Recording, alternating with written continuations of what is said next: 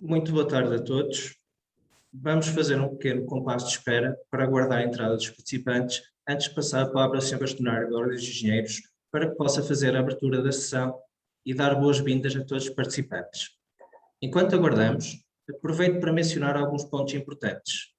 Este é o segundo webinar do ciclo que o Grupo de Jovens Engenheiros irá realizar durante o ano e nele pretendemos abordar temáticas imprescindíveis a um modelo de desenvolvimento sustentável da sociedade que satisfaça necessidades atuais sem comprometer o futuro da sociedade e do planeta.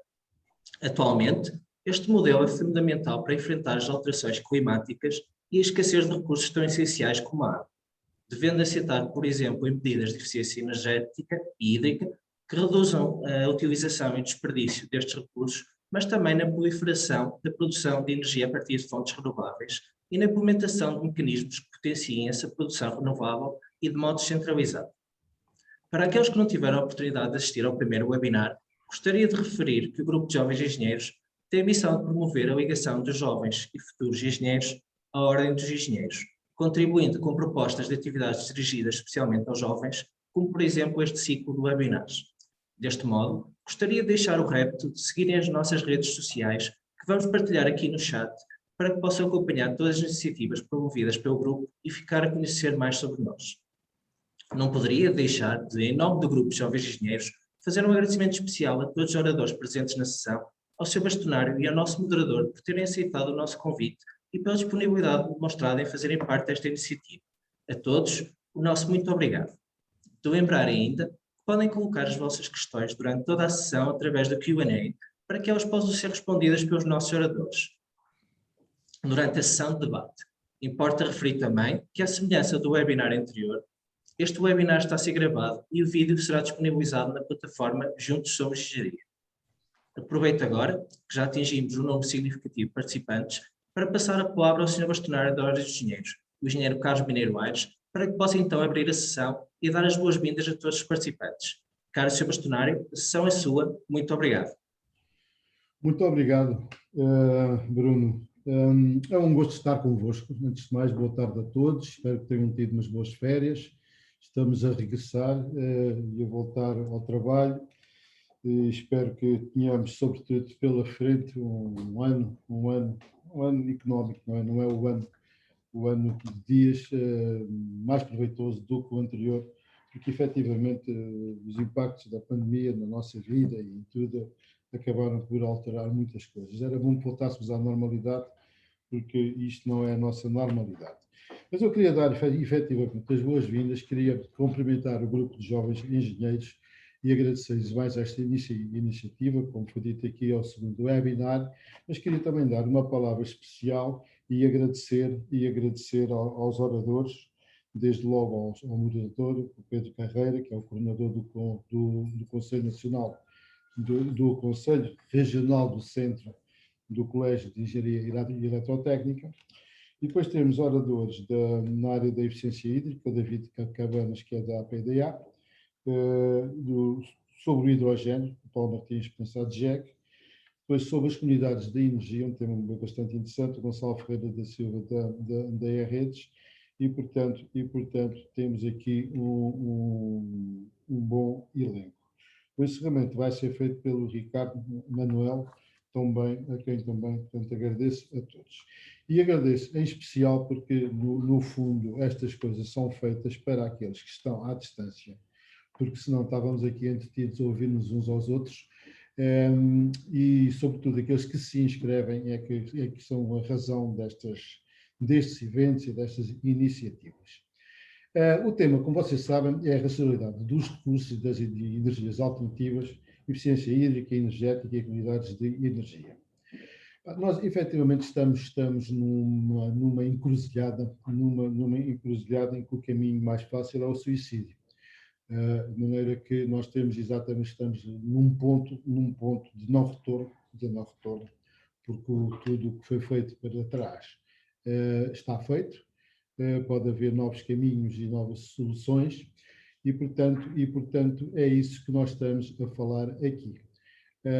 Nós, e quando falo nós, falo na humanidade, porque nós estamos a falar nestes temas à escala nacional ou à escala local, não faz sentido nenhum. Não faz sentido nenhum.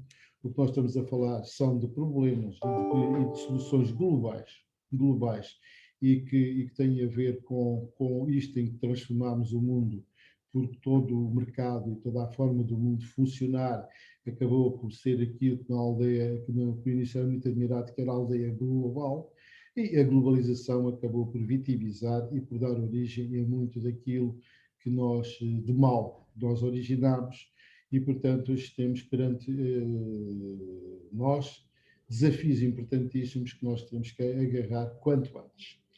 E, portanto, o papel dos jovens engenheiros, como diz no anúncio, é fundamental, mas não só.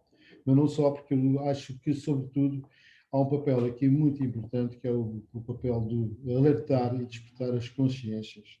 A questão da cidadania e de todos os movimentos que haja em torno destas causas são, obviamente, bem-vindos e são muito importantes porque interessa despertar consciências coletivas e na defesa e nos alertas para os assuntos que vamos aqui abordar hoje.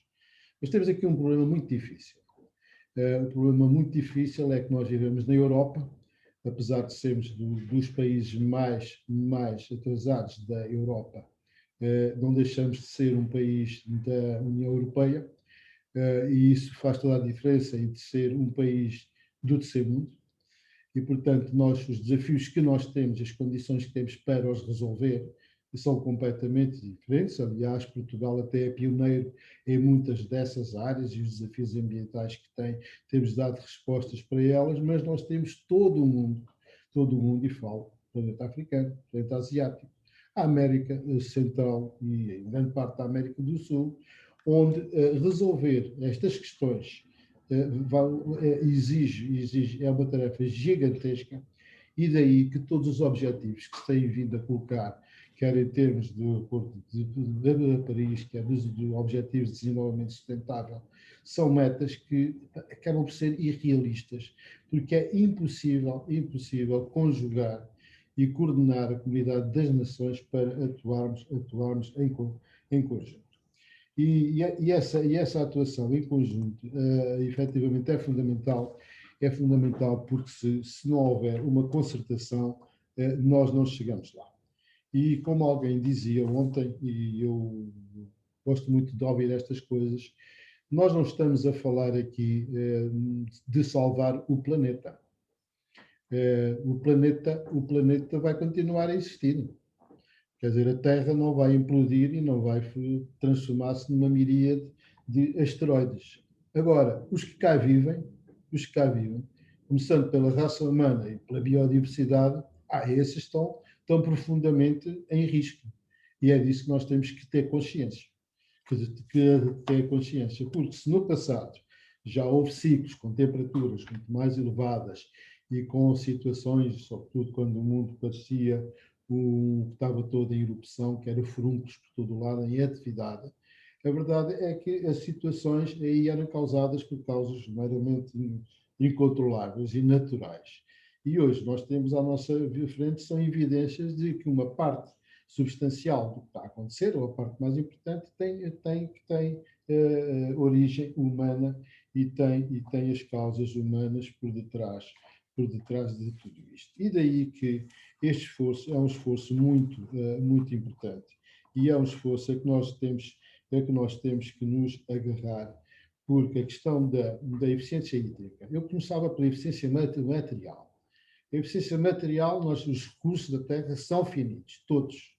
E, portanto, nós temos que ter uma consciência na utilização dos recursos e temos que ter noção de que temos que reciclar, temos que reutilizar e temos que ser mais atentos a isso. E desde logo naquelas atividades, como a construção civil, por exemplo, que é das mais consumitivas, e portanto temos que ter atenção e temos que ter práticas, passar de economias lineares para circulares, e tudo isto tem a ver também com a eficiência hídrica. Nós desperdiçamos água, a água também é um bem escasso e cada vez mais escasso. E nós, enquanto país de jusante, e que as nossas principais bacias hidrográficas estão partilhadas com Espanha, e na Península há um sério avanço consequência das alterações climáticas, vamos ter grandes desafios e temos que saber encontrar respostas para isso. E depois, a par disso, portanto, também da eficiência hídrica, a questão da eficiência energética, que hoje temos cada vez mais soluções alternativas. Há soluções que produzem gases com efeito de estufa e que são mais atentatórias quanto ao ambiente, mas efetivamente temos ainda um grave problema que ainda não tem uma solução, que é o do armazenamento de energia, que certamente haverá uma solução um dia, e essas soluções passam todas pela engenharia. E, portanto, isto para vos dizer, no essencial, o que é. Acho que nós todos temos consciência, nós conhecemos os desafios que nós temos pela frente. Temos novos desafios aí, há um que tem causado uma polémica imensa, mas eu acredito nele, que é o do hidrogênio. Não tenho dúvida nenhuma de dizer que o hidrogênio é com certeza também uma solução ótima para o futuro energético e, portanto, eu acho que vai haver aqui durante muito tempo o mix, mas o objetivo, obviamente, vai ser acabar com os combustíveis fósseis e com as emissões. E isso é um trabalho feito para quê? Para investigadores, para a ciência, para a investigação e depois para os engenheiros que fazem as pontes para as tecnologias e que encontram soluções para tudo e mais alguma coisa. E nós temos que ter esperança, porque nós sempre que foi preciso reinventar o mundo e arranjar as soluções, somos capazes e temos encontrado as soluções. E há uma coisa que me agrada muito, é que conseguimos criar uma geração de jovens, neste caso engenheiros, mas não só, nós temos uma geração completamente nova, que está subaproveitada e sobretudo mal paga. Há que dizer a verdade, nós não estamos a criar condições para que os nossos jovens se sintam bem na casa deles, com os salários que se praticam. Obviamente que todos nós nos sentimos incomodados, mas, como dizem os políticos e os teóricos, é o mercado a funcionar e as coisas são assim. Esperemos que o mercado funcione de outra forma e o mais rapidamente possível. Eu não me alongo mais, agradeço-vos muito, tenho a esperança no futuro. Eu, quando acabei o meu curso, então, a inflação era 32%, que é uma coisa que vocês não fazem ideia do que é. A primeira casa que eu comprei, os juros do empréstimo eram 33 ou 30 ou 34, era maior que a inflação. Eu ganhava menos do que tinha de encargos. Aí a verdade é que não morri e sobrevivi e as coisas depois ultrapassadas. E há que ter esperança no futuro e eu desejo sobretudo que vocês tenham também esperança e sobretudo que fiquem cá e que ajudem a construir um país novo. Muito obrigado pela vossa atenção e muito obrigado sobretudo pelo trabalho que todos fazem. Uma boa tarde, uma boa sessão e que seja muito proveitosa. Sr. Bastonário, muito obrigado por uma excelente intervenção que evidenciou claramente a necessidade de garantir o desenvolvimento sustentável da sociedade, transformando-o através das eficiências energética, hídrica e circular, e salientando também a urgência em intervir e alertar para os desafios da sociedade, e que também, juntamente com a biodiversidade, enfrenta atualmente. Gostaria também de agradecer por demonstrar a importância das várias temáticas que serão abordadas neste webinar e uma coisa fica clara, sem dúvida a engenharia desempenhará um papel fundamental nesta mudança que é exigida. Passaria agora para convidar o nosso moderador, o engenheiro Pedro Carreira, a juntar-se à sessão. É licenciado em Engenharia Eletrotécnica pela Universidade de Coimbra e é atualmente diretor adjunto do Departamento de Inovação e Desenvolvimento Tecnológico da ERREDES, tendo sido anteriormente subdiretor no Departamento de Inovação e Normalização. É também coordenador do Colégio de Engenharia Eletrotécnica da região Centro, membro do Working Group Technology of Euroelectric e ainda presidente da Comissão Técnica de Normalização Eletrotécnica CTS 57. Por último, importa referir ainda a autoria de mais de 40 artigos em revistas nacionais e internacionais. Caro engenheiro Pedro Carreira, a sessão é sua. Muito obrigado.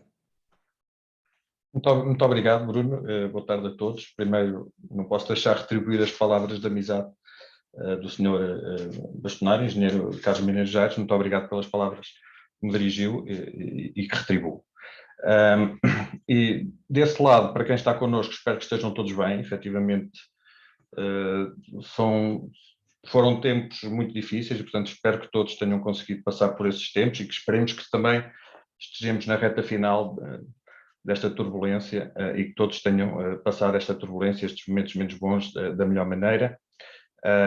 E, portanto, bem-vindos aqui a esta sessão, no qual eu tenho que agradecer ao grupo de jovens engenheiros da Ordem dos Engenheiros pelo convite.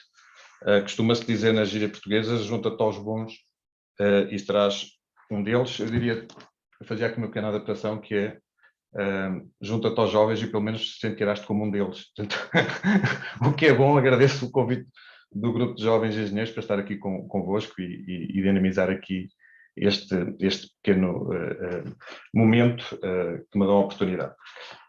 Também parabenizar, efetivamente, dando continuidade a tudo o que já foi dito, só aqui dando uma nota especial ao tema, a racionalidade dos recursos de energias alternativas, eficiência hídrica, energética e comunidade de energia. Portanto, só realçar a importância e a oportunidade do tema, que acho que efetivamente o grupo de jovens esteve muito bem em escolher este tema. Só relembrando que, por exemplo, a 14 de julho, foi há cerca de 2 meses, a União Europeia aprovou um pacote legislativo, que é o Fit for 55, em que pretende alcançar em 2030 55% de redução de emissões de CO2 comparativamente com 1990 e ser o primeiro continente em 2050 neutro em carbono. E, portanto, isso de alguns setores foi muito bem recebido, esse pacote legislativo. Outros reagiram, digamos, em pânico pela ambição que a União Europeia pretende colocar neste programa. E, portanto, trazer este tema para o debate, mostrando o estado da arte destes temas e, ao mesmo tempo, as tendências e aquilo que se perspectiva para o futuro, para todos respondermos a esta emergência, como dizia o Sr. Bastonário, climática, e que é uma emergência para nós e não para o planeta, que revejo-me plenamente nessas palavras, acho que o tema foi muito bem conseguido e, portanto, Engenheiro Bruno Cardoso, Engenheira Sofia Correia, Engenheiro Ricardo Manuel, que depois irá fazer o encerramento, e a Engenheira Cláudia Gaspar, muitos parabéns, para além de todos os outros jovens engenheiros que estão no grupo, pela oportunidade do tema que está muito bem conseguido. Mas o papel de moderador, costumo dizer que o papel de moderador é o papel secundário, portanto, o papel principal, como já disse, como também já elencou o Sr. Bastonário, pertencerá ao engenheiro David Cabanas, ao Dr. Paulo Martins e ao engenheiro Gonçalo Ferreira Silva, a quem eu dou boas-vindas a esta sala virtual ou a esta mesa virtual. Se estivéssemos noutro contexto, eu diria que estão aqui ao meu lado, mas neste momento estão aqui num mosaico distribuídos. E, portanto, eu se calhar, para não me alongar mais, também o Bruno, o engenheiro Bruno, também já deu algumas recomendações que eu fazia aqui só para relembrar. As questões que queiram colocar têm a funcionalidade nesta plataforma do Q&A e, portanto, utilizem. Vamos ter depois no final um momento para responder e para debater. E, portanto, utilizem o Q&A para colocar as vossas questões. Se quiserem direcionar e ser mais assertivos, pedia também para colocarem a quem é que dirigem a pergunta, para ser mais simples. Se for ao painel em geral, também o pode ser feito. E, portanto, eu iria apresentar o engenheiro David Cabanas, que é licenciado em Engenharia do Ambiente, ramo de Engenharia Sanitária, e pós-graduado em Engenharia Sanitária e Gestão Integrada dos Resíduos pela Faculdade de Ciências e Tecnologia da Universidade Nova de Lisboa, e concluiu recentemente uma pós-graduação em Comunicação em Saúde Pública pela Faculdade de Ciências Humanas da Universidade Católica Portuguesa. Exerce funções profissionais na Divisão de Águas e Saneamento do município do Barreiro desde 2007, sendo responsável pelo controle da qualidade da água fornecida à população. Faz também parte da equipa que está a desenvolver o Plano de Segurança de Água desse município. Adicionalmente, é coordenador do Núcleo de Jovens Profissionais da Água e faz parte da Comissão Especializada da Qualidade da Água da Associação Portuguesa de Distribuição e Drenagem da Água, a APDA, do qual está hoje aqui em representação. Também faz parte da Comissão Setorial da Água e do Instituto de Defesa da Qualidade e colabora com a Comissão Técnica 164 na área da normalização nacional.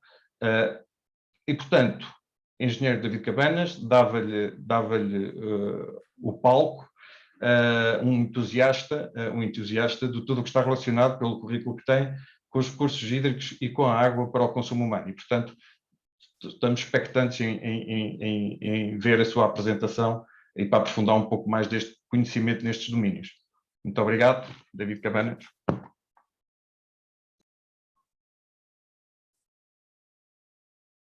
Muito boa tarde. Estou só aqui a partilhar a minha tela. Penso que já está, certo? Sim. Só aqui um compasso de espera. Não entrou bem. Agora aqui é. Agora estão a ver, certo? Certo. Ok. Então, começo por saudar o bastonário engenheiro Carlos Mineiro Alves por permitir este espaço aos jovens. Também saudar o grupo de jovens engenheiros pela pertinência deste webinar, como já foi falado. Saúdo o engenheiro Pedro Carreira pelas palavras. Saúdo todos os colegas que estão a participar neste evento. Venho apresentar algumas ideias sobre a importância da eficiência hídrica em sistemas de abastecimento de água, sob o chapéu do Núcleo de Jovens Profissionais da Água, da APDA, conforme já foi referido. Portanto, só para situar aqui o que é o JOPA. O JOPA foi criado em 2013, atualmente é constituído por 26 elementos, nem todos são engenheiros, mas muitos são engenheiros. Temos representação de norte a sul do país, temos também nas ilhas, contudo falta um representante da Madeira, e já temos um colega representante de Angola, um dos países nossos irmãos. Trabalhamos no setor privado e no setor público, em entidades gestoras e empresas de prestação de serviços. E estamos constantemente em processo de recrutamento. Olhando só aqui para este mapa, é muito interessante ver onde é que nós nos posicionamos. E rapidamente vemos que estamos mais situados no litoral. Continuamos a ter aqui um déficit de participação do interior do país, mas estamos aí nos processos de recrutamento para tentar encontrar primeiro jovens, porque o nosso grupo é de jovens, e essa é uma das dificuldades, é encontrar jovens que trabalhem neste setor no interior do país. Não tem sido fácil, mas não somos de desistir. No fundo, a nossa missão passa por unir os jovens profissionais da água através do networking e da partilha de conhecimento. O objetivo passa também por promover a visibilidade, a capacitação, a integração profissional, no fundo, contribuir para a inovação do setor e para a utilização de boas práticas. Temos como visão ser uma referência a nível nacional e internacional na defesa e promoção dos interesses dos profissionais do setor da água, e pretendemos contribuir para assegurar uma coesão entre as várias gerações que trabalham neste setor, de modo a potenciarmos práticas inovadoras e também a sua sustentabilidade.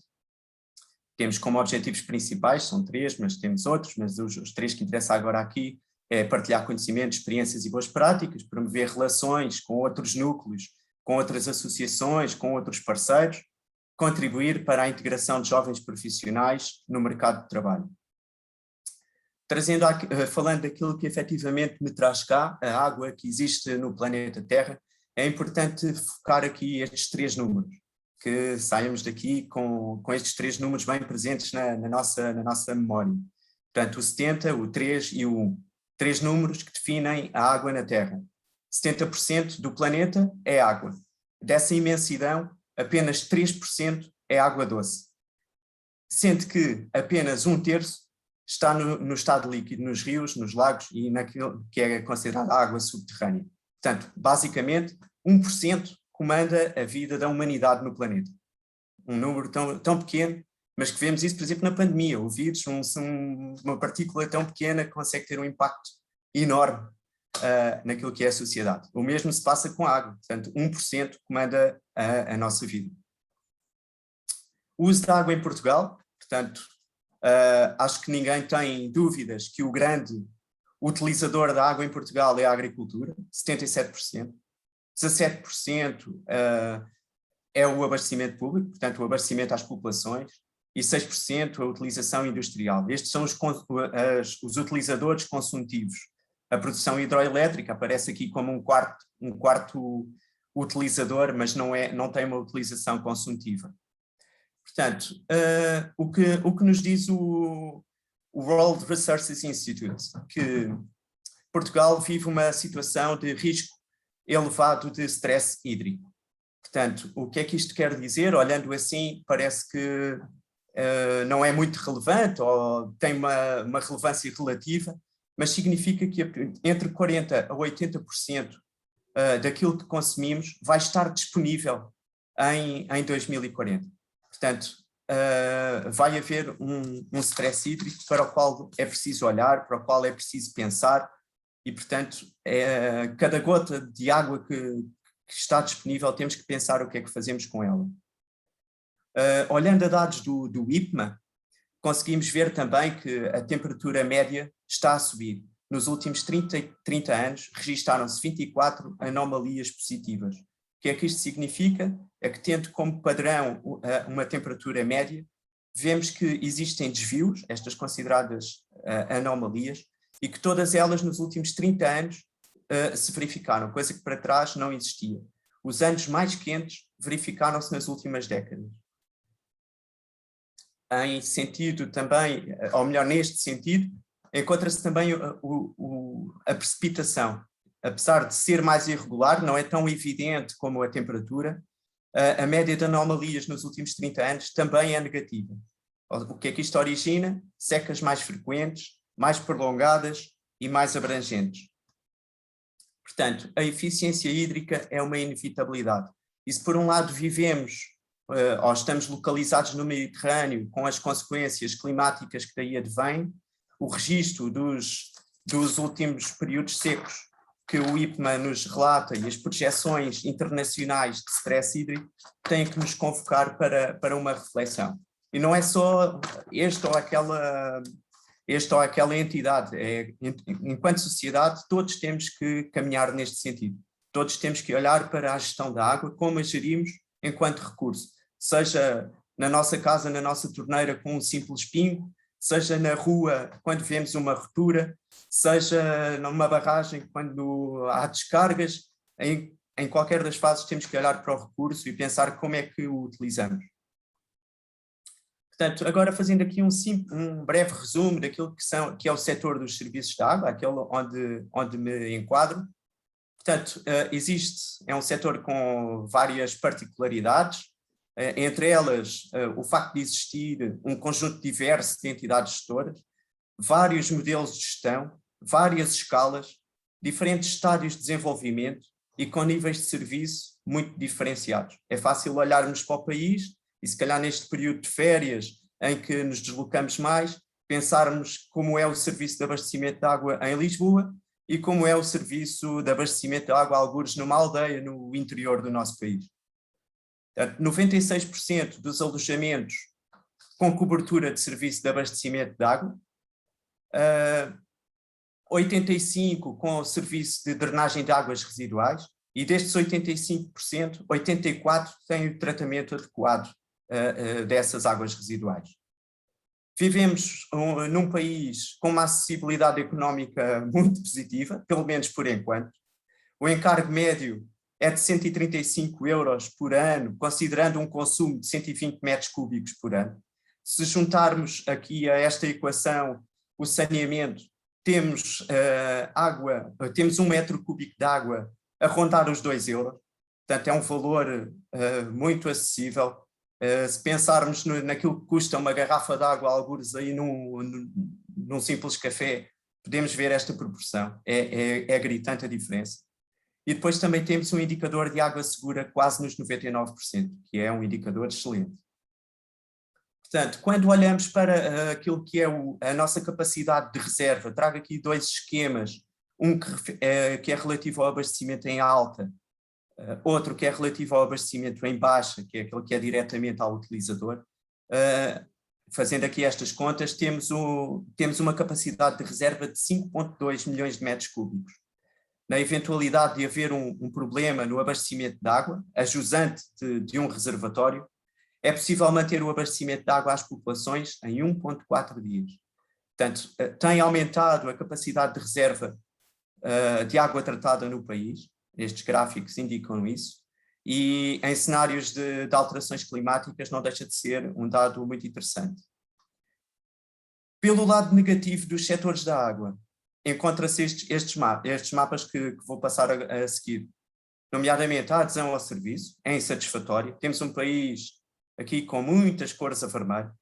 Este indicador indica-nos que o nível efetivo de ligação dos utilizadores à infraestrutura física disponibilizada, portanto, o utilizador tem infraestrutura física disponibilizada, mas não se liga, são situações que decorrem de alojamentos não habitados ou então de existência de origens alternativas de água.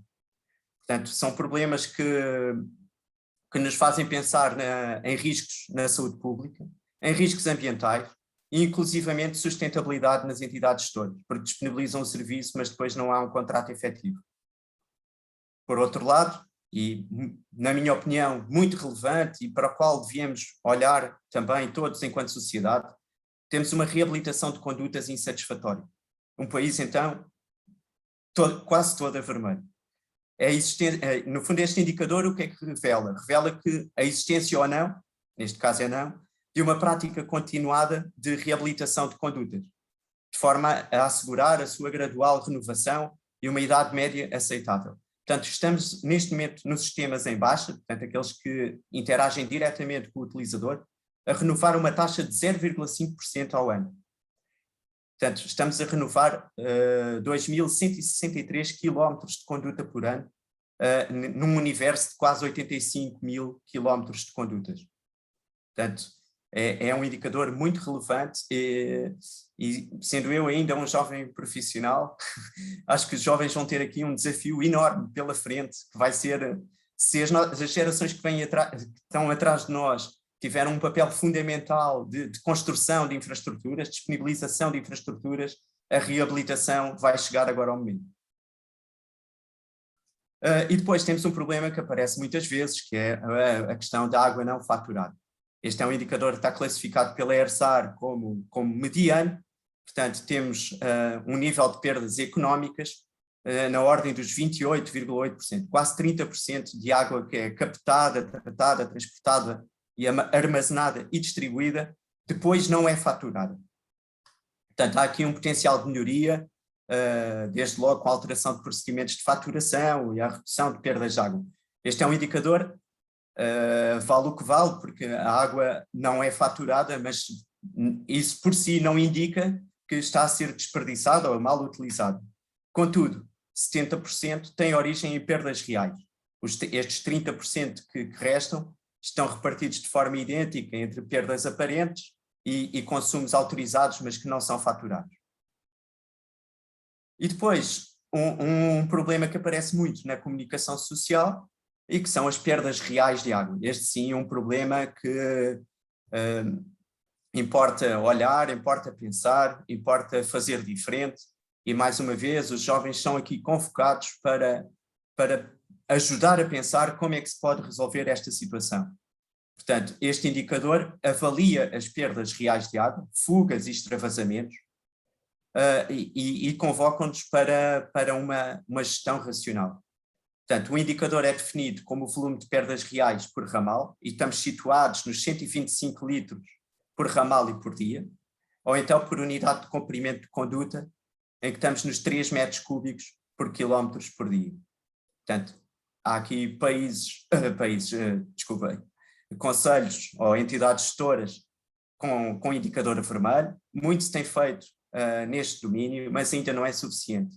Se olharem atentamente aqui com mais detalhe para o mapa, vamos ver aqui ainda entidades a cinzento, que significa que não respondem.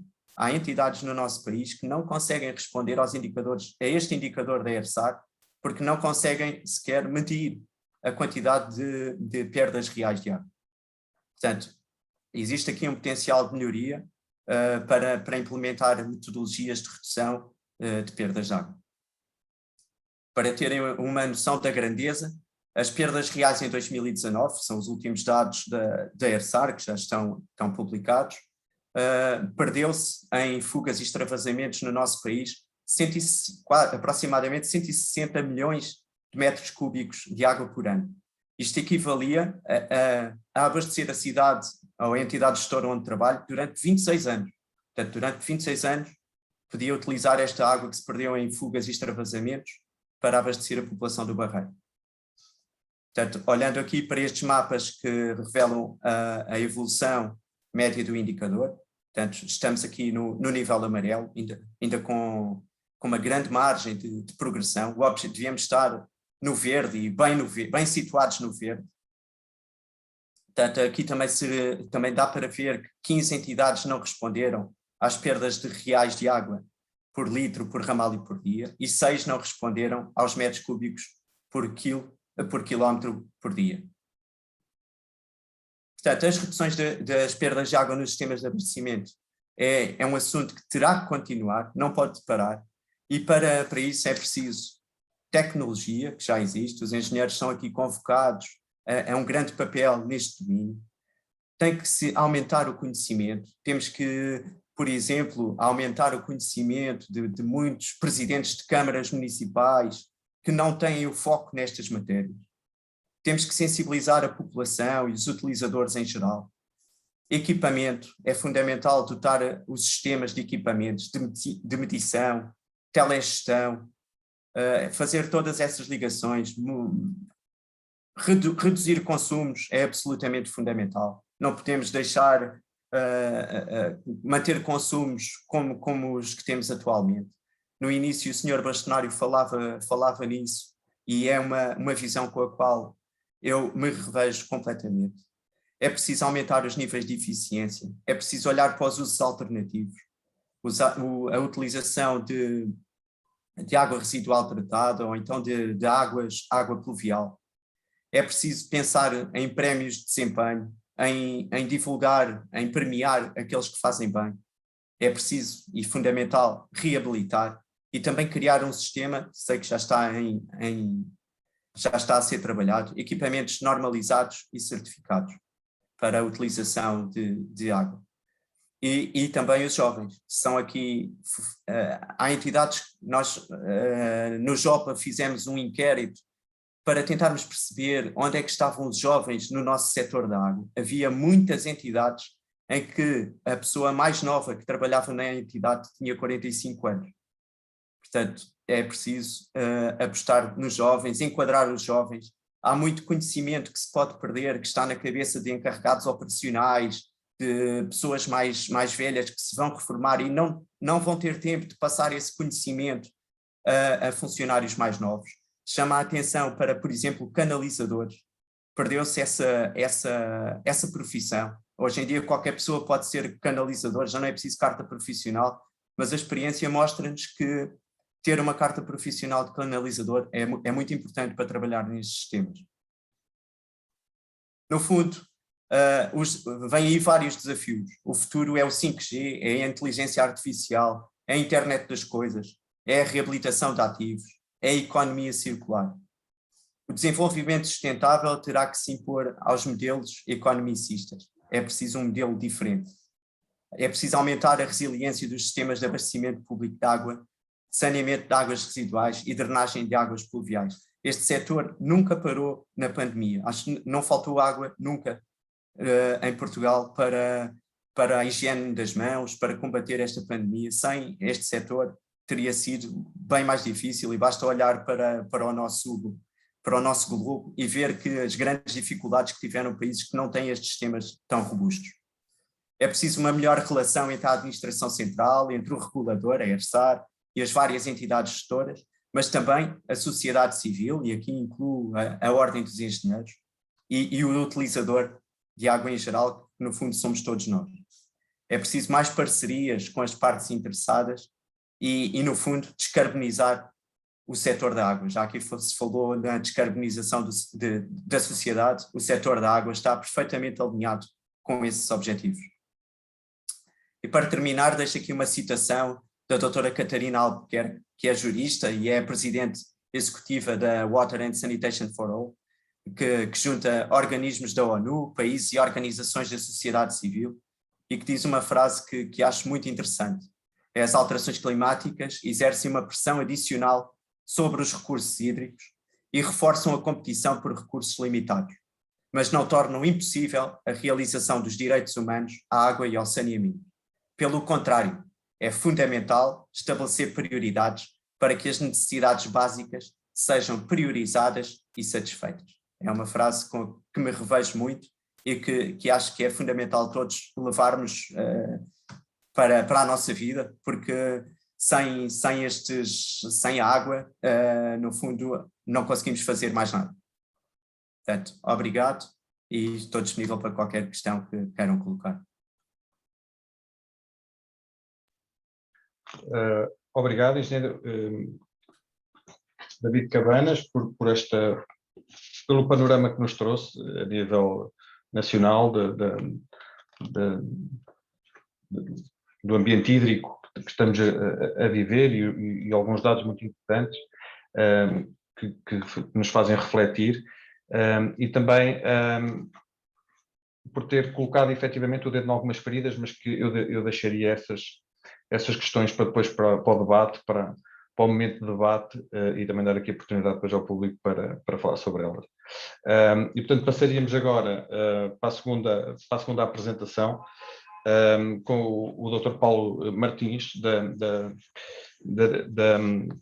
Direção-Geral de Energia e Geologia, nomeadamente a Direção de Serviços de Estudos, Investigação e Renováveis, que exerce desde 2015.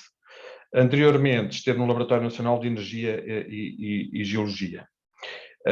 Integra a equipa de trabalho, ou integrou a equipa de Plano Nacional, do Plano Nacional de Energia e Clima, o famoso PNEC 2030, e o roteiro para o hidrogênio em Portugal, contribuindo para a Estratégia Nacional para o Hidrogênio.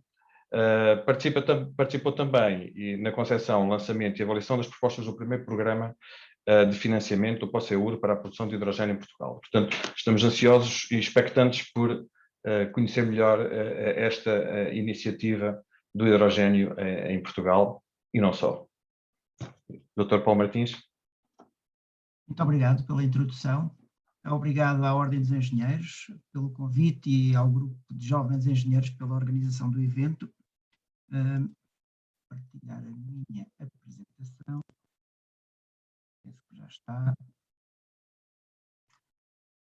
Então, integrado neste webinar, vou falar sobre hidrogênio, que está intimamente ligado com a primeira palestra sobre eficiência hídrica. Durante a apresentação vou fazer algumas referências a esta ligação, mas poderá também estar ligado à apresentação seguinte das comunidades de energia. Ora, a minha apresentação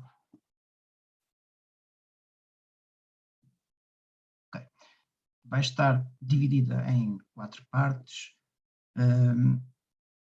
Um pouco sobre a DGEG e o trabalho que temos realizado nesta área do hidrogênio, depois uma breve síntese de alguma legislação na qual participamos no desenvolvimento e que visa o hidrogênio, depois uma apresentação muito breve também sobre a Estratégia Nacional do Hidrogênio e, finalmente, projetos sobre hidrogênio e financiamento em Portugal.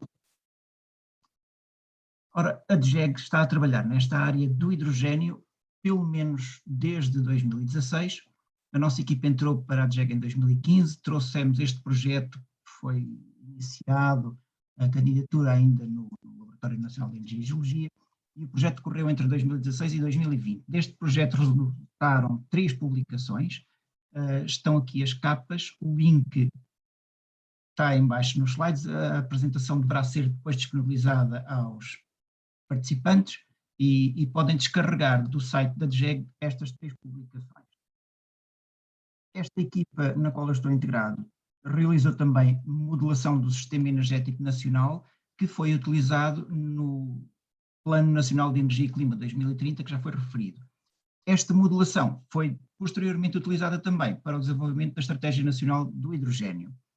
Há uma publicação na Revista Internacional do Hidrogênio para a Energia da nossa equipa, onde é apresentado o roadmap português, especificamente o Power to Gas. Mais recentemente, desenvolvemos também em conjunto com a APA um guia do promotor para projetos na área do hidrogênio, que faz uma introdução à legislação e regulação para a economia do hidrogênio. Também está disponível para descarregar.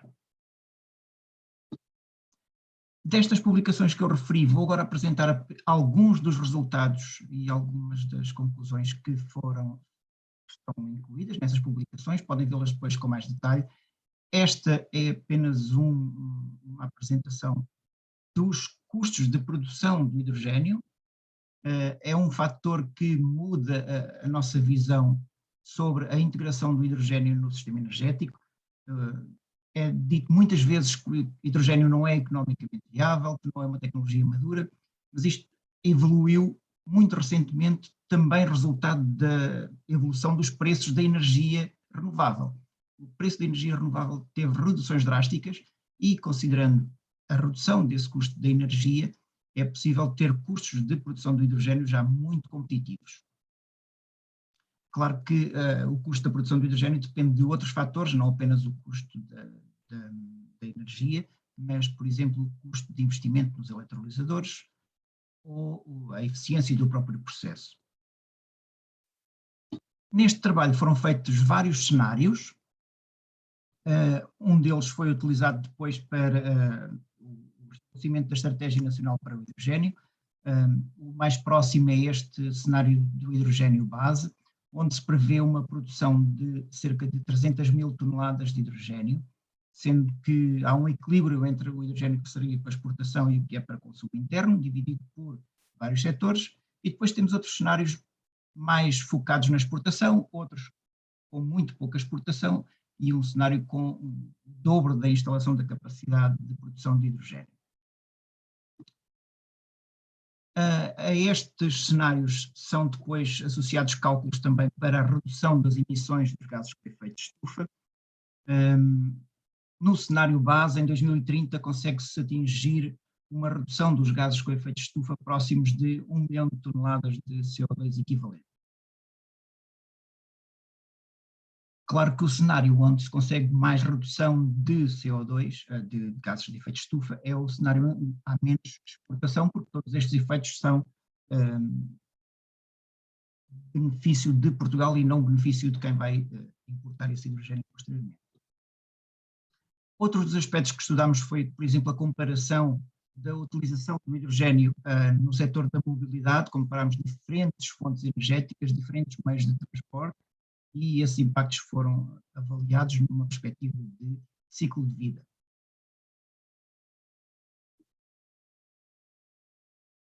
Também numa perspectiva de ciclo de vida avaliámos diferentes tecnologias de produção de hidrogênio, seja por eletrólise alcalina ou eletrólise PEM, por gasificação de biomassa ou pela tecnologia clássica, e a mais utilizada de todas, que é a reformação do gás natural. Comparámos esses impactos de ciclo de vida em três categorias de impacto ambiental: a energia primária incorporada, o potencial de aquecimento global e o potencial de acidificação.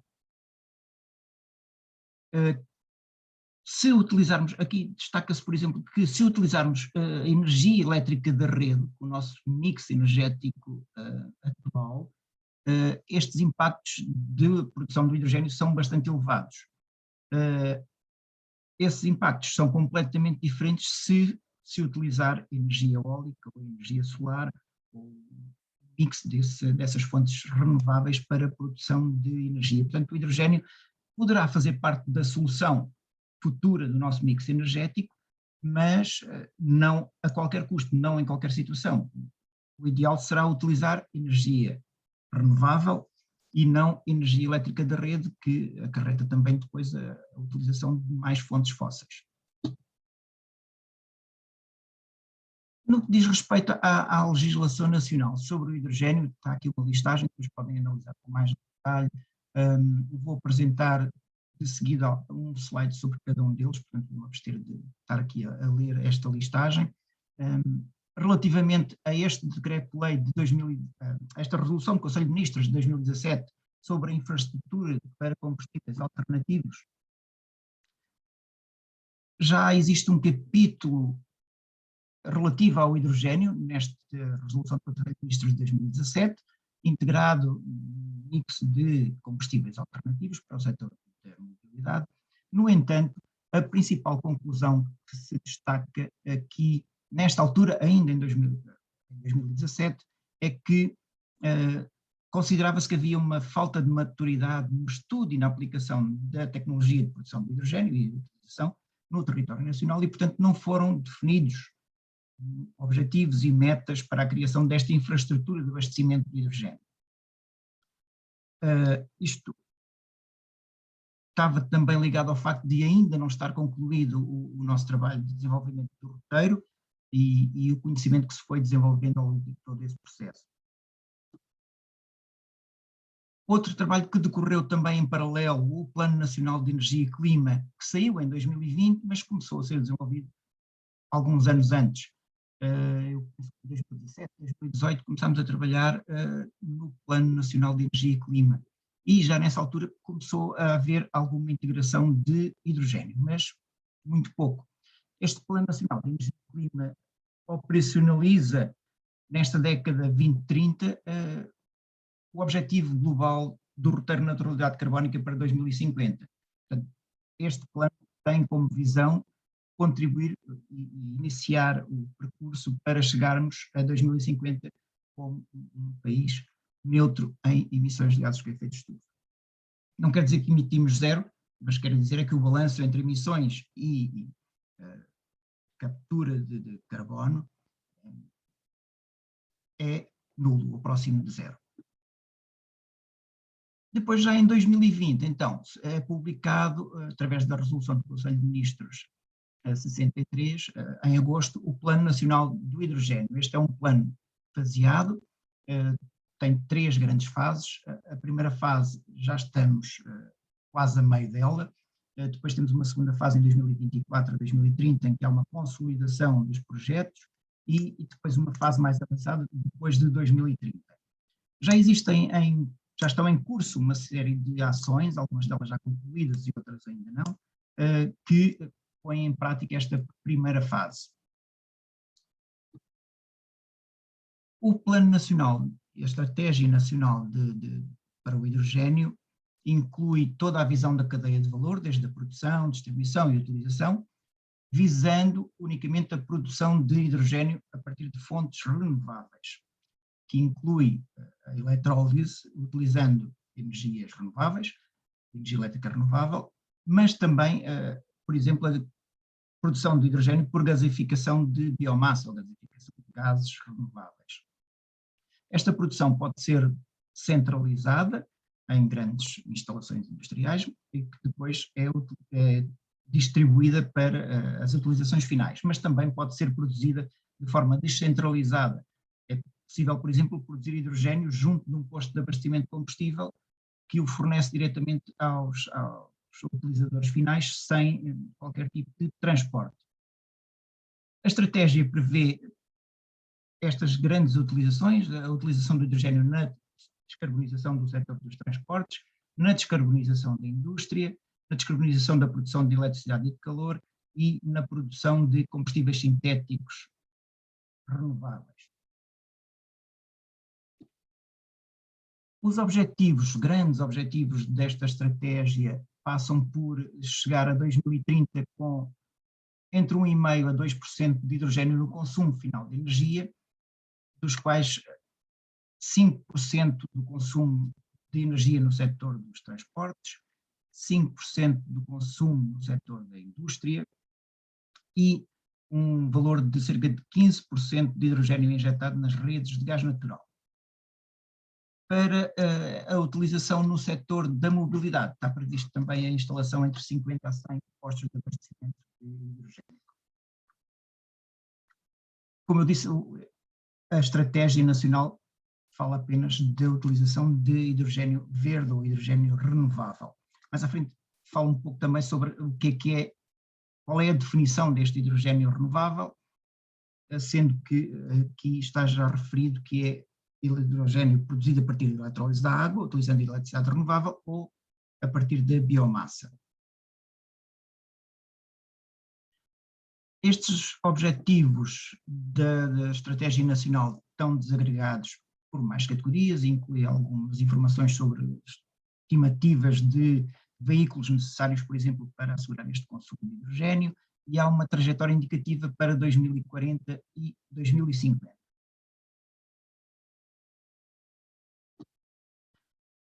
Um dos grandes projetos que foi falado na altura do lançamento da estratégia do hidrogênio foi o projeto âncora de Sines, um chamado mega projeto de Sines para a produção de hidrogênio, que previa a instalação de um eletrolisador com uma capacidade de cerca de 1 gigawatt, utilizando energia renovável, de origem solar ou de energia eólica, complementando também com algum abastecimento de energia elétrica da rede em alturas de excesso de energias renováveis na rede. Este hidrogênio produzido em Sines seria depois distribuído a nível nacional por câmara externa ou injetado na rede de gás. Mas também há um grande pendor para uma exportação para a Holanda. Surgiram algumas notícias recentemente que os 2 grandes players nacionais neste consórcio que apresentou o projeto saíram, e dizia-se que estaria em vias de ser abandonado o projeto, mas o projeto continua, há um consórcio ainda existente e o projeto continua a ser trabalhado. Outro decreto-lei que saiu em 2020 e essencial para operacionalizar esta estratégia do hidrogênio foi o decreto-lei número 60, que publica o sistema de garantias de origem para gases de baixo teor de carbono e para gases de origem renovável. Estas garantias de origem já existem para a produção de energia elétrica renovável e para aquecimento e arrefecimento e cogeração de alta eficiência. O que é adicionado neste novo sistema são os gases de baixo teor de carbono e gases de origem renovável. Ora, neste momento, a entidade emissora das garantias de origem é a REN. A REN é que é responsável por publicar os regulamentos. Ainda não foi feita a adaptação para incluir estes gases renováveis. Espera-se que seja para breve.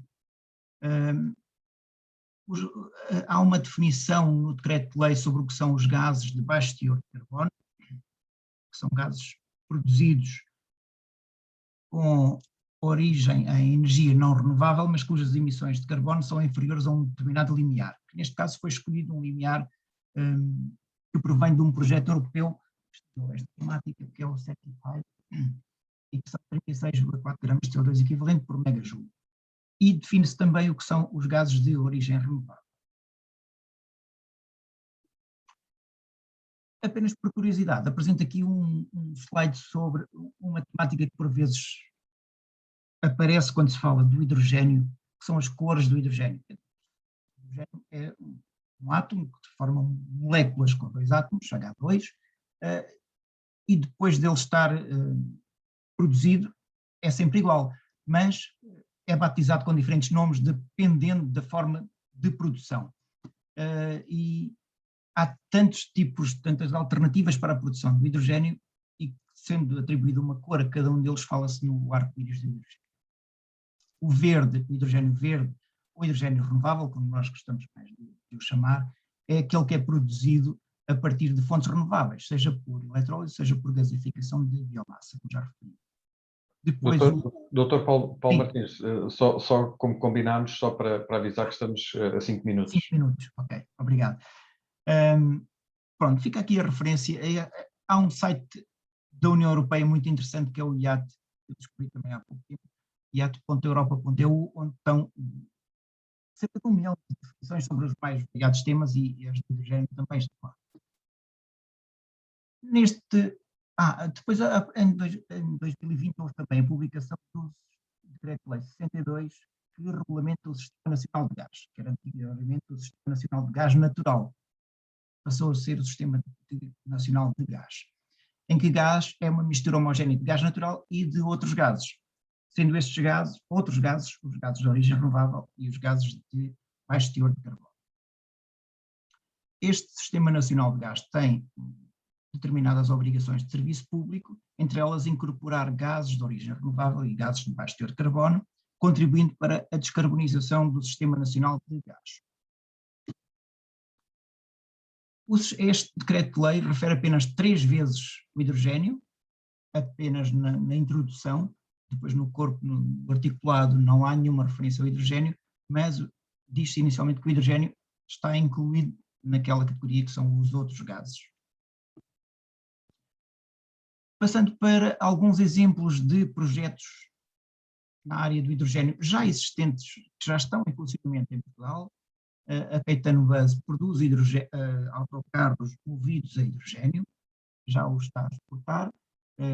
Neste momento já há alguns também em circulação na cidade de Cascais, já foi durante o ano de 2021 que começaram a circular, onde também está instalada uma estação de abastecimento de hidrogênio, uma HRS. A EDP, na estação termoelétrica do Carregado, tem um eletrolisador com uma capacidade de produção de cerca de 1 megawatt, também está em fase de testes. A Galp Gás Natural de Distribuição tem no Seixal um projeto de injeção de hidrogênio na rede de gás natural numa zona piloto controlada, com cerca de 80 consumidores, a maior parte domésticos, mas também alguns industriais. A Fusion Fuel é uma empresa que tem a sua instalação de produção de equipamentos em Almargem do Bispo, produz estes equipamentos que estão aqui no fundo do slide, que produzem hidrogênio diretamente a partir da energia do sol, e tem estes equipamentos instalados num campo em Évora, onde já estão em funcionamento. Depois a iChem, na Póvoa de Santiria, é uma instalação que foi adquirida à Solvay Portugal, onde já se produz hidrogênio há mais de 40 anos, é um subproduto do processo e ele já está a ser utilizado para combustão numa caldeira que foi adaptada para esse efeito. Agora falando sobre o POCUR, o Programa de Financiamento para Projetos de Hidrogênio, foi lançado em 2020 e que a avaliação está em fase final, já houve alguns resultados que foram sendo publicados. Este aviso visava financiar a produção de gases renováveis, hidrogênio ou biometano, pelos processos aqui listados, que faziam parte da eletrólise, ou, por exemplo, o enriquecimento de biogás. E também apareceu um projeto de metanação. A este aviso foram submetidos 14 projetos, com um investimento total de 108 milhões de euros, em que o investimento elegível eram 55 milhões, para um financiamento muito disponível para o aviso eram 40 milhões de euros. Isto implicará a instalação de cerca de 40 megawatts de capacidade instalada para a produção de gases renováveis, que significa uma produção de 4 mil toneladas por ano de hidrogênio e 5 mil toneladas por ano de biometano,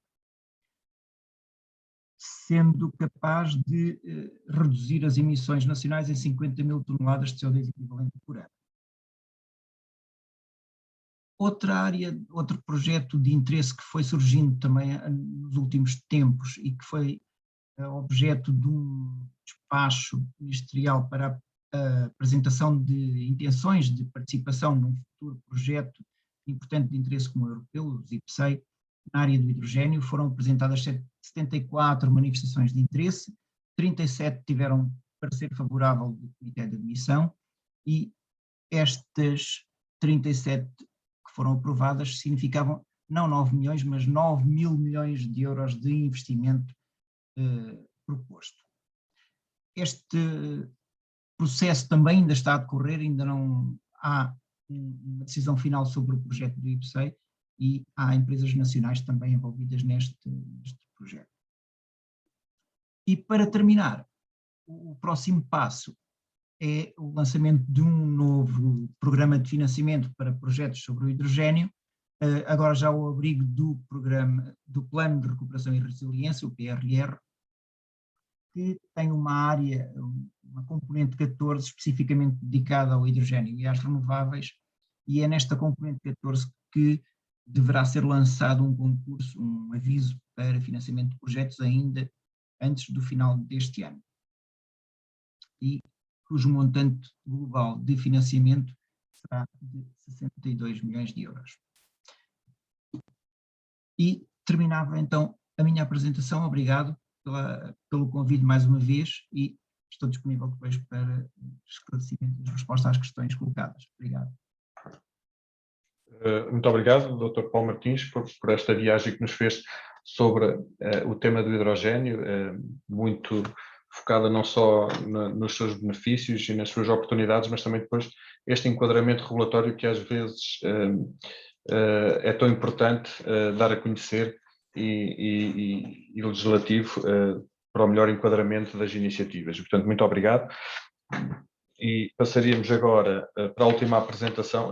Estamos sensivelmente no tempo e, portanto, estamos ainda tranquilos, mas passaria então a palavra para o engenheiro Gonçalo Ferreira.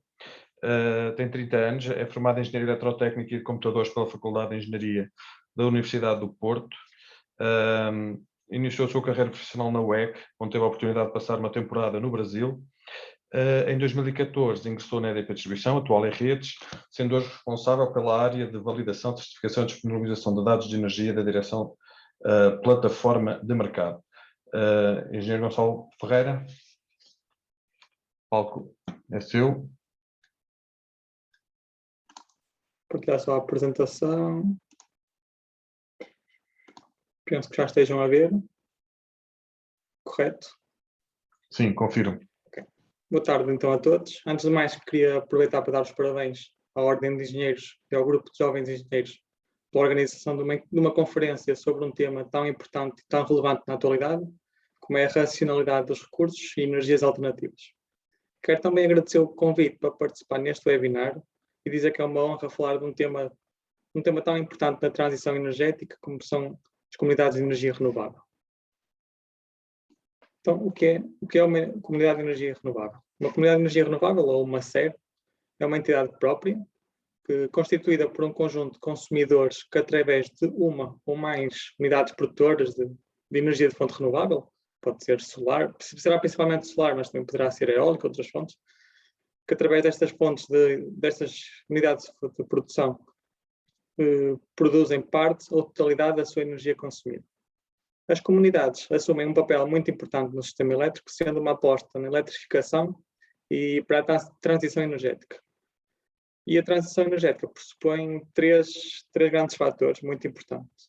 Logo a começar a descarbonização, e Portugal foi um dos primeiros países, após o Acordo de Paris, a assumir o objetivo de atingir a neutralidade carbónica até 2050. E aqui a energia tem um peso muito importante.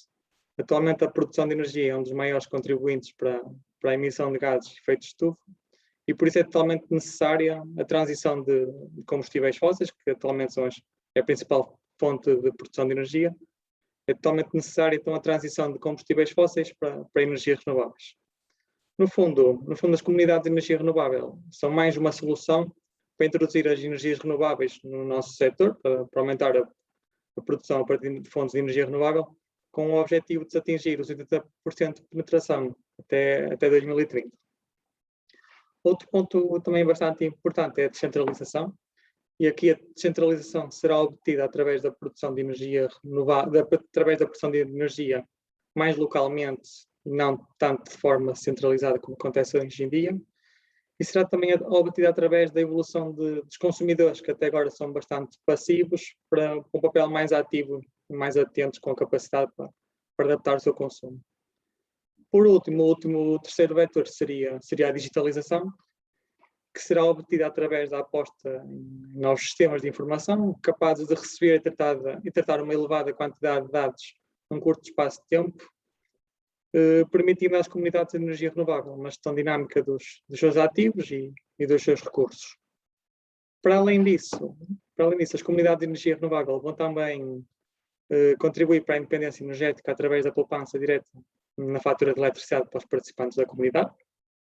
Vão também permitir combater a pobreza energética e vão também potenciar a utilização dos veículos elétricos através do carregamento dos veículos elétricos a um custo mais reduzido, aproveitando os períodos com mais exposição solar. Em Portugal, o tema das comunidades de energia já foi introduzido através do Decreto-Lei número 162 de 2019. Aqui no slide passa a definição que o Decreto-Lei deu à comunidade de energia renovável, tendo também já sido publicado o Regulamento do Autoconsumo. Esta regulamentação trata-se de uma regulamentação muito inovadora, que permite uma grande flexibilidade na implementação de várias configurações. Também tem um ponto muito importante, que possibilita que o autoconsumo seja feito através da utilização da rede pública, ou seja, alocando a energia produzida num determinado ponto em instalações de consumo fisicamente afastadas. E como é que no fundo podemos transpor estas comunidades de energia renovável para o PER? Existe uma grande variedade de soluções para a aplicação deste regime.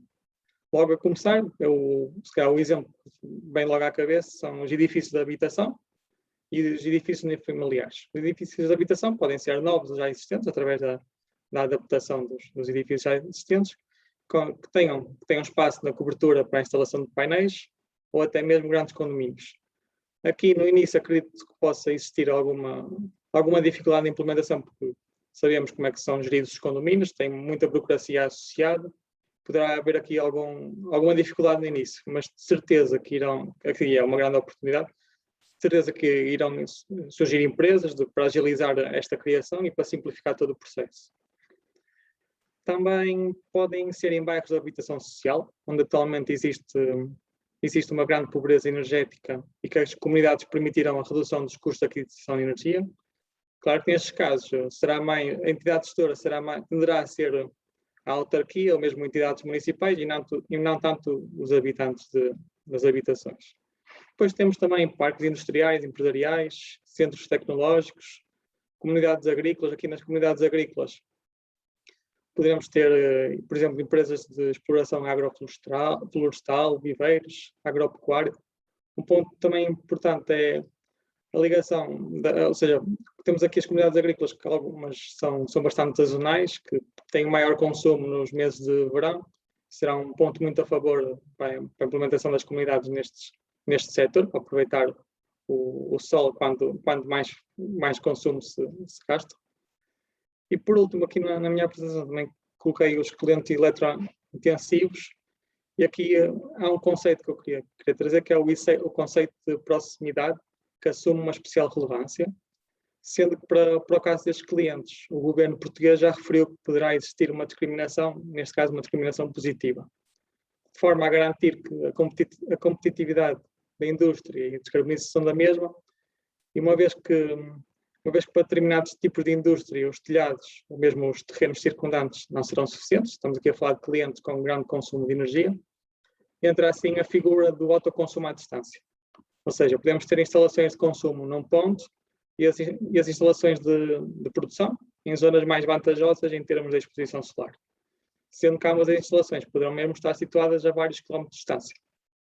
Isto também será bastante positivo para a economia do país, uma vez que permitirá também atrair novos clientes eletrointensivos para o país, como é o caso dos data centers, dos grandes clusters industriais, aproveitando assim toda a potencialidade das comunidades de energia e também permitir o crescimento da economia do país.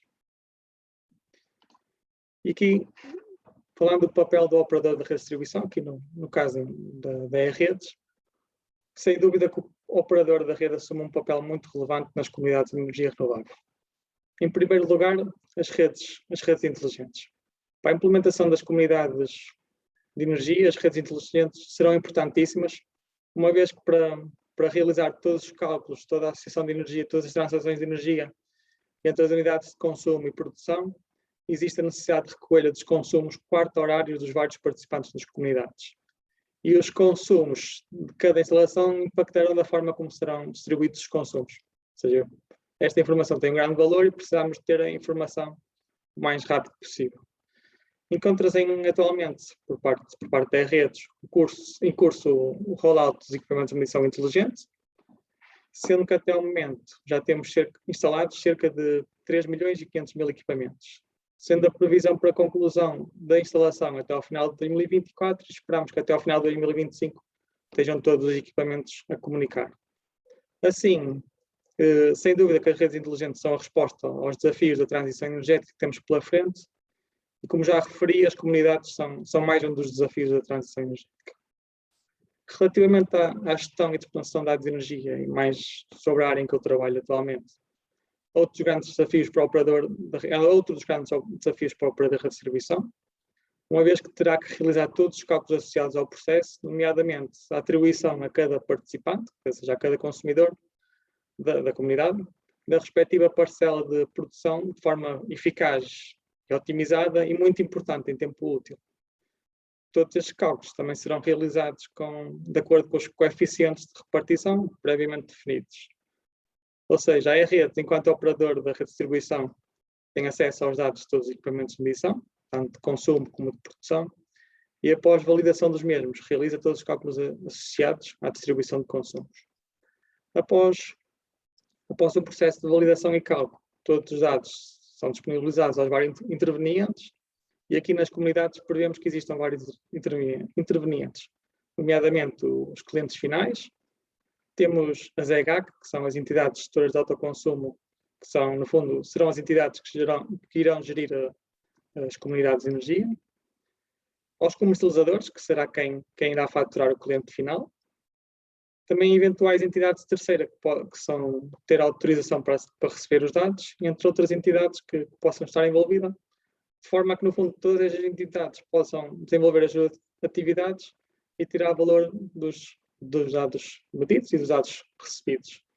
Por isso aqui temos um grande desafio e, considerando o exponencial aumento do volume de dados, muito devido às redes inteligentes, no fundo acabamos por ter, considerando, medida o consumo, temos 96 registros por dia para cada instalação de consumo, no fundo representam os 96 quartos de hora que o dia contém. E também devido à flexibilidade que a regulamentação permite no que toca às possíveis configurações das comunidades, está a ser feito um grande investimento por parte das redes em sistemas de informação, nomeadamente o novo sistema de gestão de dados de energia, que é o EDM, Energy Data Management, que no fundo é o sistema que recebe os consumos registados pelos equipamentos de medição e que aplica as regras de validação sobre os mesmos e posteriormente irá realizar todos os cálculos de forma a disponibilizar os dados ao mercado e às comunidades de energia.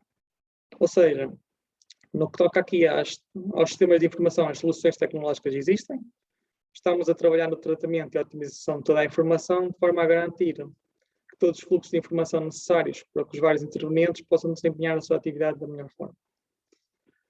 E por último, a gestão da rede. A gestão da rede, ao nível da rede em si, nesta fase, não vemos que a rede constitua uma restrição, a menos que exista uma avaria. A rede terá sim de estar preparada, e de facto está, para suportar momentos em que não existe produção na comunidade. Ou seja, no fundo a rede funcionará sempre como backup para eventuais quebras de produção que surjam do lado da comunidade de energia.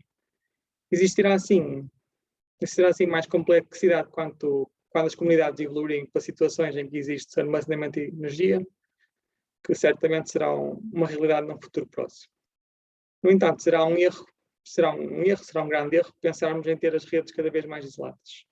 O que vamos ter, na verdade, é uma rede cada vez mais complexa e redes mais integradas. De facto, a complexidade e o trânsito de energia que vamos ter será cada vez maior e terá de haver sempre alguém que esteja com a preocupação de controlar e garantir que continuamos com níveis de qualidade de serviço e níveis de eficiência, como já estamos habituados em Portugal, porque é raro a energia falhar, e isso é muito devido à qualidade dos serviços e eficiência que temos na gestão da rede. Por fim, quero referir que as comunidades já são uma realidade em Portugal. Atualmente existem 17 processos em curso, sendo que um já foi aceito, em que temos aqui precisamente uma notícia sobre a inauguração da primeira comunidade em Portugal, uma notícia de 24 de agosto de 2021, sobre a comunidade criada em Miranda do Douro, pela Santa Casa da Misericórdia. É a primeira comunidade em Portugal, é um caso bastante simples para já, apenas 4 instalações de consumo e 2 unidades de produção, mas diria que certamente evoluirá no futuro para abranger mais participantes. No entanto, e por último, já estão previstos projetos com grau de complexidade muito superior. Aqui temos outra notícia, neste caso publicada no site da ERS, a 11 de agosto de 2021, a informar que já foi aprovado o projeto piloto da Comunidade de Energia no bairro da Agra do Amial, do Porto, encontrando-se o mesmo já em fase de implementação. Este projeto, como referi há pouco nos exemplos de aplicação, trata-se de um bairro de habitação social e é promovido e será gerido pela Agência de Energia do Porto, que é uma empresa municipal, tendo como principal objetivo aplicar o mesmo a outras comunidades na área municipal do Porto. Comparando esta comunidade com o caso que já foi aprovado no slide anterior, aqui a complexidade é muito maior, temos 181 habitações, que no fundo correspondem a 355 habitantes. Temos uma escola básica, serão instalados sistemas fotovoltaicos na cobertura dos vários edifícios, aqui temos o esquema do bairro e a previsão de onde serão instalados os painéis. E está também prevista a instalação de sistemas de armazenamento e sistemas de carregamento de veículos elétricos. Ou seja, terá já um nível de complexidade bastante elevado, mas irá permitir, e no fundo também é esse o objetivo de projetos pilotos, testar soluções na aplicação real, bem como estudar cenários para no futuro também fazer eventuais ajustes à regulamentação e à própria regulação. Por último, e para concluir, eu pelo menos não tenho dúvidas que as comunidades irão sem dúvida assumir um papel muito importante no sistema elétrico e que são sem dúvida um passo importantíssimo para a transição energética e para atingirmos os objetivos a que Portugal se comprometeu em Paris, no Acordo de Paris. Muito obrigado, Engenheiro Gonçalo. Muito obrigado, Engenheiro Gonçalo, por nos trazer esta nova frente das comunidades de energia que ainda agora começou, mas tanto se fala e tanta legislação e regulamentação sai.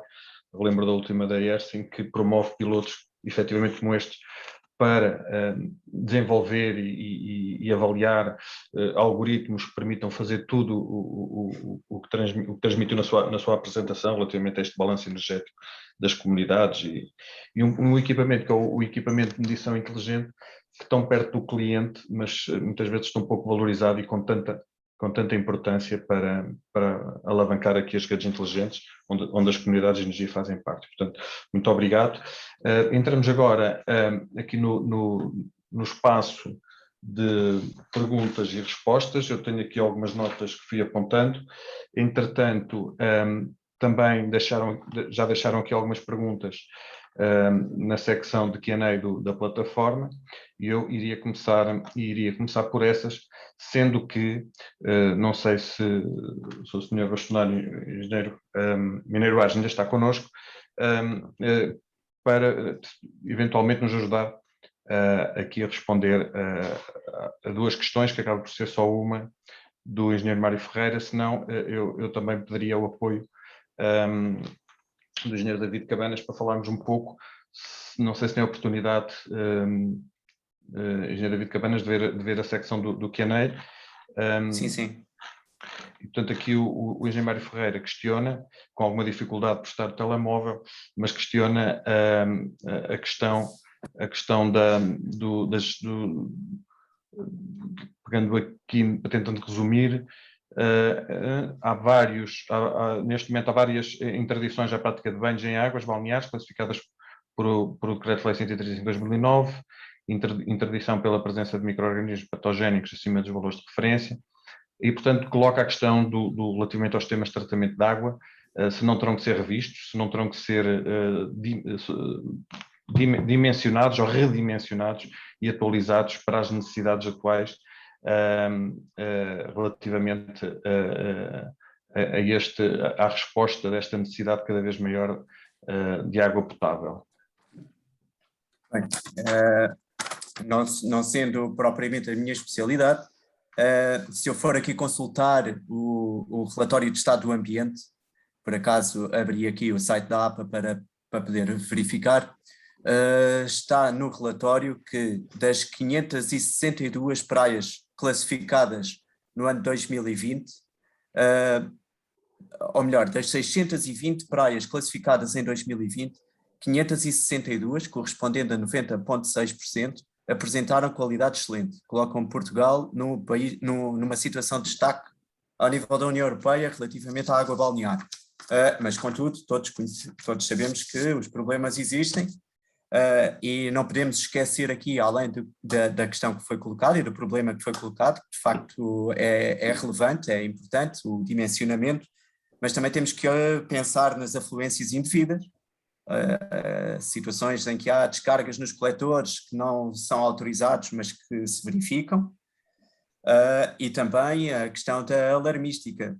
Portanto, há sistemas sem alarmística, e com alarmística pode-se atuar mais rapidamente, e portanto, no fundo, convoca-nos aqui, enquanto engenheiros, a dar também soluções a este assunto, sendo que, mais uma vez, volto a frisar, 90,6% das praias portuguesas apresentam qualidade excelente.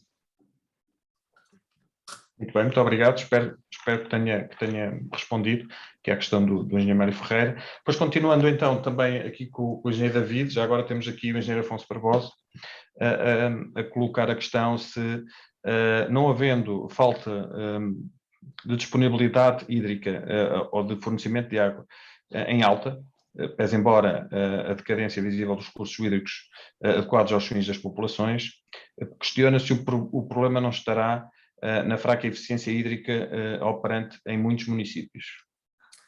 Sem dúvida, tive a oportunidade de colocar esse assunto em cima da mesa na minha apresentação, mas também temos que ver que os sistemas em alta abastecem num reservatório, portanto colocam num reservatório e depois o sistema em baixa é que gera as redes de distribuição, os ramais, tudo isso, que é onde reside a maior parte dos problemas. E, portanto, claro que tem que haver diferenças, tem que ser diferente colocar a água num reservatório através de uma conduta desde a estação de tratamento do que levar a água à torneira dos consumidores a partir de um reservatório. E, claro que tem que haver diferenças. Depois coloca ainda a questão, a segunda questão que está relacionada com o facto do Governo ter que, de uma vez por todas, passar a legislar a obrigatoriedade dos projetos de redes perdiais de águas serem concebidos com soluções técnicas que visem objetivamente a eficiência hídrica, sob pena de não serem aprovados pelas entidades gestoras aos municípios. Exatamente, estou totalmente de acordo. Nós temos em Portugal um decreto regulamentar, que é o 23/95, que é precisamente sobre sistemas públicos e perdiais de distribuição e drenagem de águas residuais. Está, não diria que está todo obsoleto, mas grande parte, ou a maior parte, está completamente obsoleto e a precisar de uma reformulação. Sei que esse regulamento já está pensado, ou que há pessoas a pensá-lo, mas o que é facto é que ainda não está publicado e continua algures. Portanto, aguardamos com a maior brevidade possível que esse regulamento seja legislado e seja tornado público e, no fundo, toda a gente possa colocá-lo em prática.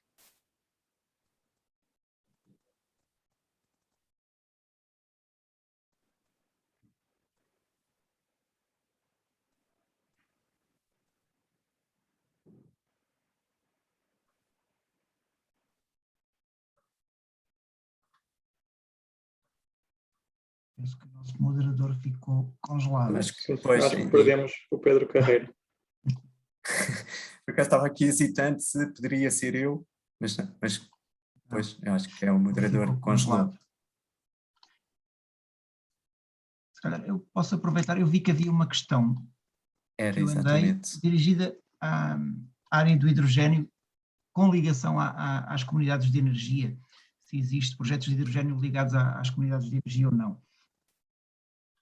Já implementados não, já houve pelo menos uma demonstração de interesse de uma Câmara da região centro de Portugal para a implementação de uma comunidade de energia com armazenamento de energia sob a forma de hidrogênio e na região de Sines, na demonstração de interesse para participação no IPCEI, também havia a previsão de uma SER, de uma comunidade de energia, que ia utilizar hidrogênio para armazenar a energia renovável, mas nenhuma delas ainda está implementada. Peço desculpa, engenheiro Pedro Carreira, eu fui respondendo à questão que estava colocada no Q&A enquanto ficou congelado. Não, e fez muito bem, porque eu estava aqui a dizer que era o David, o engenheiro David que estava com problemas de comunicação, mas afinal era eu, e isto reiniciou aqui a plataforma Zoom, mas já estou online, e portanto fizeram muito bem dar seguimento à sessão. E portanto, temos aqui o Ricardo Jorge Almeida, a perguntar ao engenheiro Gonçalo Ferreira Silva se existe alguma lei regra que obrigue novas construções renovadas a precisar de uma unidade de produção de energia renovável. Não sei se percebi muito bem a questão, mas a minha interpretação é que se podemos utilizar instalações de produção que já existam atualmente, e se podemos fazer a transição dessas instalações de produção para comunidades de energia. E a resposta é sim, ou seja, podemos aproveitar instalações de pequena produção, microprodução, mini produção, instalações de autoconsumo individual, e essas pode sim ser feita a transição e incorporação dessas instalações de produção em comunidades de energia. Depois, continuando, eu diria que também ajudando aqui a responder esta questão, o Elfer, que é o plano de recuperação e reabilitação urbana, aconselha efetivamente a adotar estas soluções, também começar a preparar as habitações para adotar soluções de armazenamento, sistemas de gestão de energia verticalmente integradas, também com outras utilities, com outros consumos, nomeadamente gás e água. E, portanto, há sinais evidentes de que o caminho vai passar por aí, por todas as novas habitações passarem a adotar e terem em consideração estas soluções. Agora, que existe uma obrigatoriedade legal, eu desconheço, mas que existem algumas recomendações e alguns alertas que poderá vir a ser regulamentado, sim, parece-me que é evidente que o caminho passa por aí. Depois, continuando com o engenheiro Gonçalo Ferreira, da Redes, temos aqui uma pergunta de um participante anónimo, se a Redes terá capacidade técnica para gerir o fluxo de informação associado a centenas de participantes numa comunidade de energia renovável. É viável fazê-lo ou estamos para já limitados a soluções com alguns grandes consumidores, conforme os case studies apresentados? Sim, é a Redes que irá ter a capacidade, e atualmente já está-se a preparar para isso, mas irá ter a capacidade para gerir comunidades com centenas e até milhares de participantes. Como vi no projeto piloto que apresentei na série da Agra do Amial, já temos quase 2 centenas de participantes. Também já tem conhecimento de um projeto que está previsto, que está em fase de desenho, que terá cerca de 2.000 instalações, e estamos confortáveis e estamos preparadíssimos para gerir todos os fluxos de informação em tempo útil e de forma eficiente e também otimizada. Muito obrigado. Dado o adiantar da hora, e uma vez que a última pergunta é dirigida ao Dr. Paulo Martins, e, portanto, eu diria que depois também pode responder, como já fez noutras, aqui diretamente no Perguntas e Respostas. Eu passaria, primeiro quero agradecer a todos as excelentes apresentações, e voltar a reforçar aqui o agradecimento do convite que me foi feito para moderar este excelente painel. Muita coisa ficou por debater, muita coisa ficou por esclarecer, não tenho dúvida nenhuma, mas é assim, iremos ter outras oportunidades, os contactos e o networking fica estabelecido para poderem tirar as dúvidas, e a sessão será partilhada e as apresentações, onde estarão os contactos todos para esclarecer outras dúvidas e até para encontrar oportunidades relativamente a estes temas para desenvolvimento conjunto. E, portanto, agradeço a todos, agradeço aos que estiveram aqui no mosaico comigo, agradeço a todos os que estiveram do outro lado e que nos acompanharam. E eu agora passaria só para o encerramento ao engenheiro Ricardo Manuel do Grupo de Jovens Engenheiros para fazer então as palavras finais. Muito obrigado a todos. Obrigado. Boa tarde a todos. Esta tarde, que entretanto já se fez noite, nesta nossa conversa, poderia na realidade durar aqui se calhar mais 1 ou 2 semanas, não diria tarde. Resta-nos agradecer ao nosso moderador, aos nossos convidados, por terem aceito este desafio, por terem vindo aqui partilhar a sua experiência connosco. Resta-nos agradecer à nossa assistência, que se manteve em números que superaram bastante as nossas expectativas, e sem qual este tipo de iniciativas não faz qualquer sentido. Portanto, na realidade, para quem assistiu, tivemos todo este trabalho com a organização. Relembro que quaisquer questões, dúvidas ou sugestões que têm toda a facilidade em contactar-nos. E, por falar em sugestões, deixava já aqui o mote para o nosso próximo evento, decorrer ainda no ano 2021, mas sem data marcada, em que iremos abordar os desafios que os jovens engenheiros irão enfrentar no horizonte 2030. Mais coisa, menos coisa. E, portanto, obrigado mais uma vez e vamos nos vendo por aí. Até lá. Muito obrigado. Boa tarde. Obrigado.